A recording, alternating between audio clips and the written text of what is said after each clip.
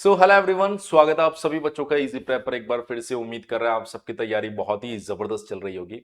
Dear students, जैसा कि आप सभी बच्चों को पता है कि 17 मई को आपका डीईसी एलई 2026 का एग्जाम हुआ था। अब हर एक बच्चा ये चाहता है कि सर हमें ये आइडिया लग जाए कि किस रैंक पर हमें कौन सा कॉलेज मिल सकता है। तो पिछले वीडियो के अंदर मैंने आपको एनजीपी पटना 13 के बारे में सारी जानकारी दी थी और आज की इस वीडियो में हम लोग बात करेंगे जीपी पटना 7। क्योंकि मैंने कहा था कमेंट सेक्शन में आप कॉलेज का नाम लिख सकते हैं जिसके बारे में आपको इन्फॉर्मेशन चाहिए।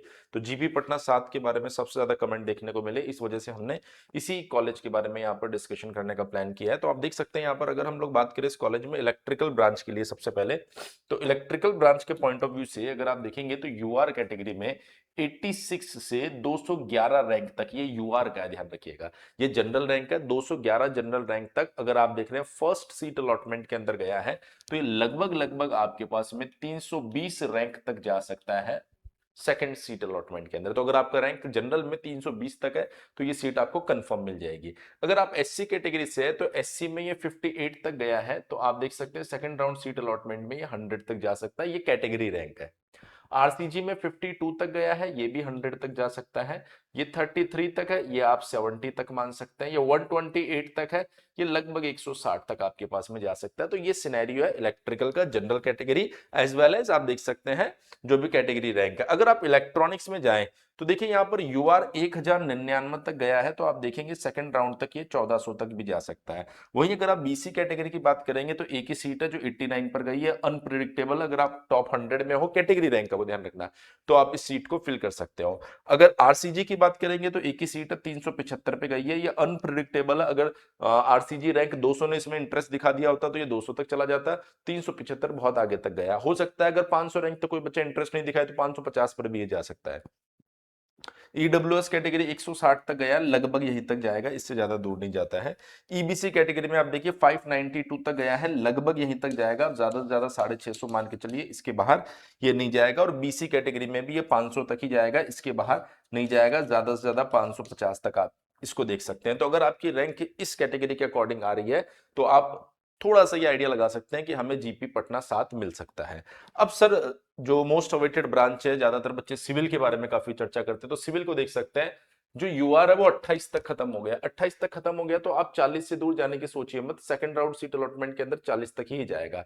अगर आप देखिए एसटी का रैंक 1 ने ही ये सीट ले लिया है तो ये आप देखिए रैंक 3 या 4 5 से ऊपर जाता नहीं है, क्योंकि रैंक 1 ने इंटरेस्ट दिखा दिया एसटी कैटेगरी का, अगर ये नहीं दिखाता तो रैंक 2 ले लेता इस सीट को।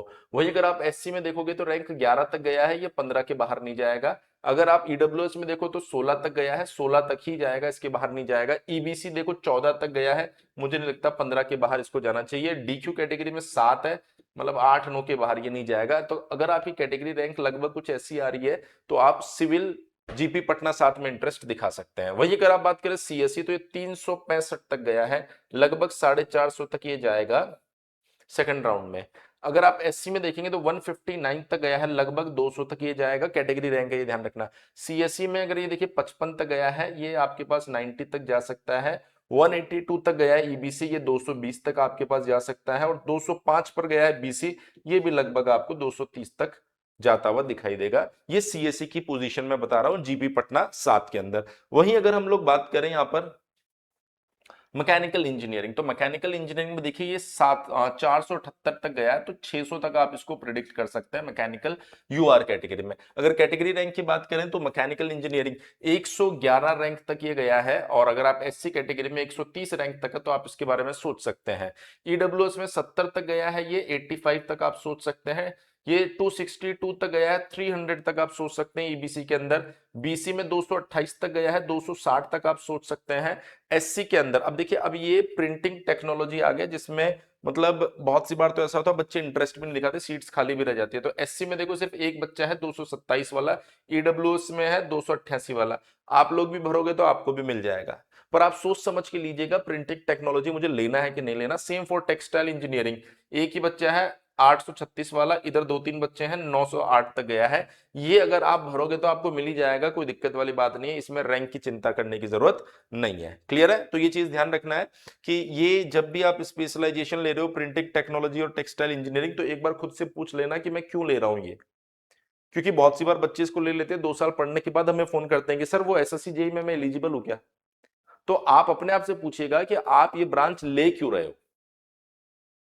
जब आपको इस बात का जवाब मिल जाएगा तो आप समझ जाओगे कि आपको इसे लेना है कि नहीं लेना। मैं कभी भी डायरेक्टली ये बात नहीं बोलता कि भैया बहुत बेकार है, बहुत खराब है, क्योंकि अगर मान लो इसमें 100 बच्चे हैं और 5 बच्चे इसमें भी अगर बेस्ट कर रहे हैं, 95 बेकार जा रहे हैं, तो वो 5 बच्चों ने तो अच्छा किया ना। तो आप सोच लो कि आपके पास में क्या स्कोप है, क्योंकि यहाँ पर स्कोप कम रहता है, कोर ब्रांचेस में स्कोप ज्यादा रहता है। तो ये मैंने जीपी पटना 7 की सारी जानकारी बता दी है। इसके बाद में बहुत सारे बच्चे ऐसे थे जो अभी तक काउंसलिंग में अपना स्लॉट बुक नहीं कर पाए, हमारे पास रेगुलर कॉल आ रहे थे।